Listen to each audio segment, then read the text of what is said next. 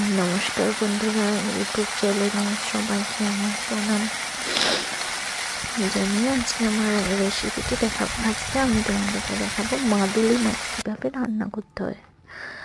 রান্না করার পরে যে সুন্দর খেতেটা হয়, একবার নিশ্চয়ই আপনারা বাড়িতে চেষ্টা করবেন আর খেয়ে দেখবেন যে না, বোন কথাটা ঠিকই বলেছিল।